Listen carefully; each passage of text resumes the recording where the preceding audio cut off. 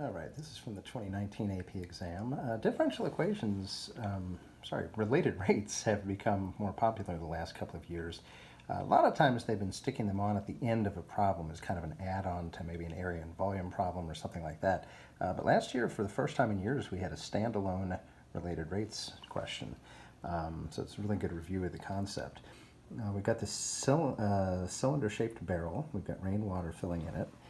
They tell us the rate of change of the height, based, apparently, whatever the height is affecting how the height changes.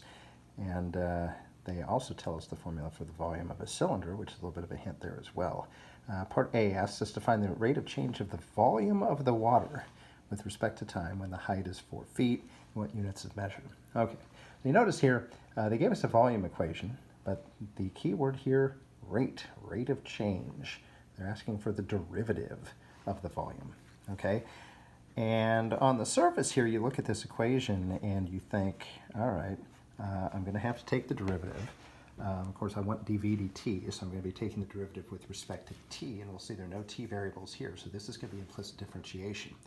Before you jump into this, right now you've got two variables here. Okay, this is going to be a product rule if you take the derivative right now.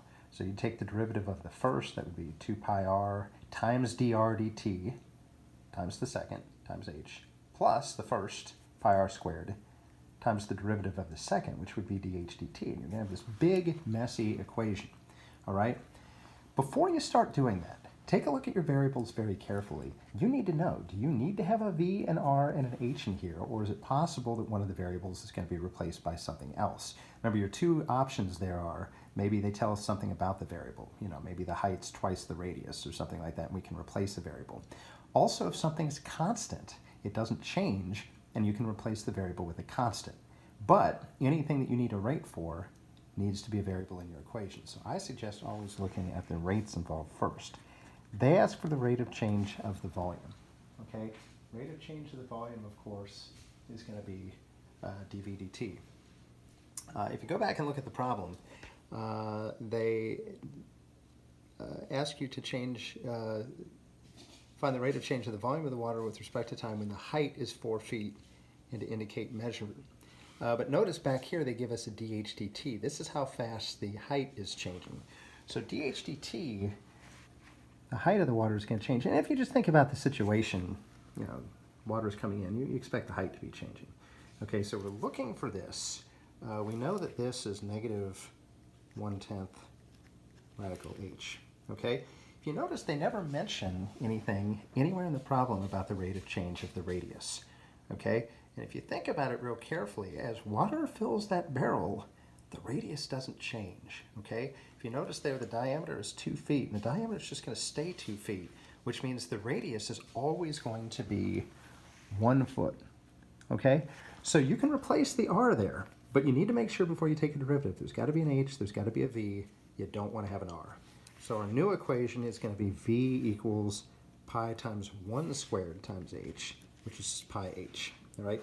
Now we'll take the derivative. Derivative of v with respect to t, dv dt.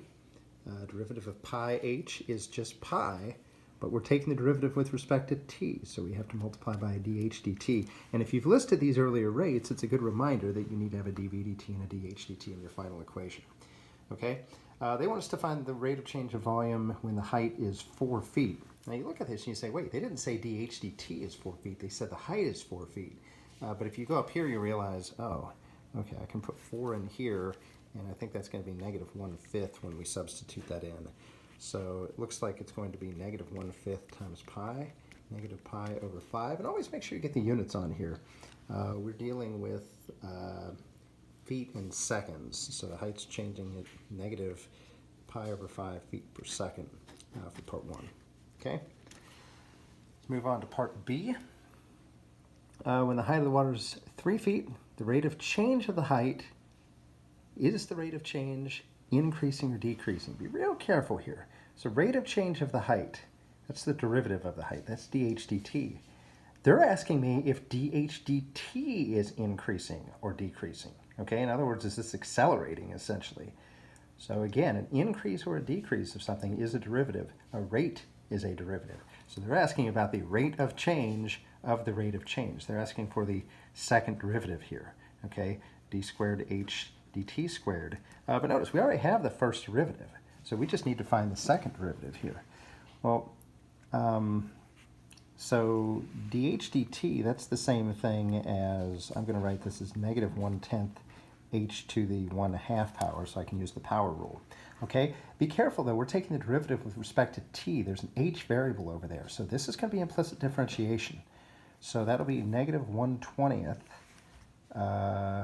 h to the negative 1/2 power times the derivative of h with respect to t. But again, we already have a dh dt equation up here, so that should be fine. So we've got d squared h dt squared is equal to negative 1/20.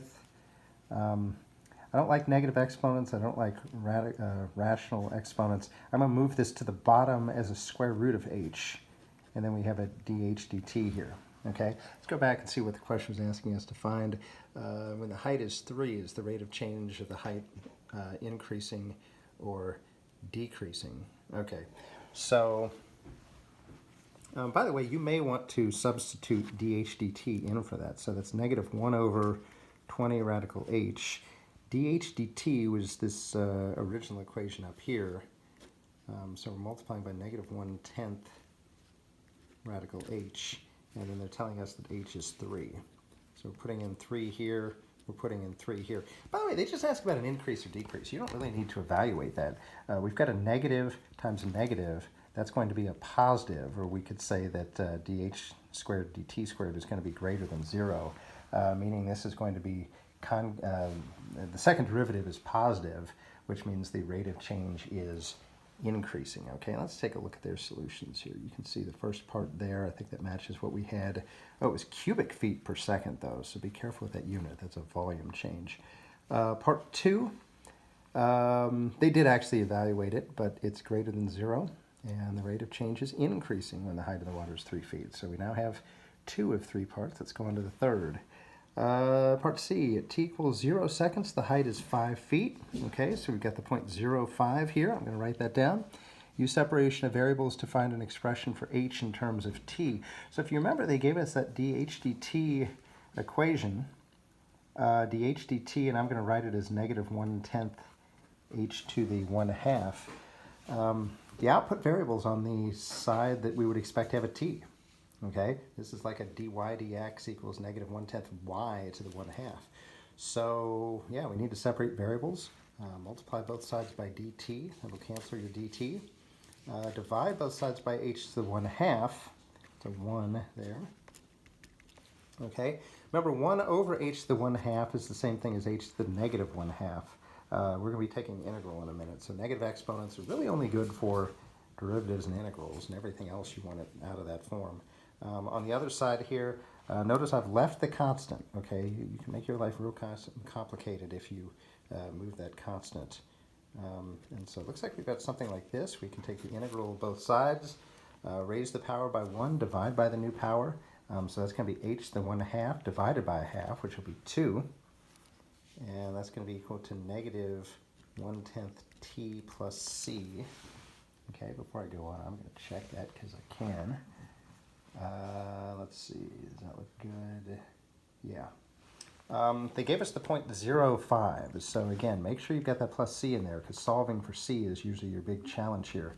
So that's 2, we're putting in 5 here. 5 to the 1/2 power is radical 5, and then that's equal to negative 1/10 times 0 plus c. So it looks like c is going to be 2 radical 5, and we can go ahead and fill that into our equation then. So currently we have 2 radical h is equal to negative 1/10 t plus 2 radical 5. We could divide both sides by 2. It's going to give us radical h is equal to negative 1/20 t plus radical 5 if we divide by 2, and then square everything. So h is going to be negative 1/20 t plus radical 5 whole quantity squared should be our final equation here. Okay, let's go check their answer. Looks like we're correct. A lot of points there. Get a point for knowing to separate variables, You get a point for your antiderivative, should be pretty easy. Finding that constant of integration, you get another point for that, and then closing the whole thing out, you get a point. So make sure for those separation of variables problems that you're actually separating variables, remembering your C, trying to find that value. A lot of points that you can either get very quickly and easily or just lose all in one shot. So you've got to be careful.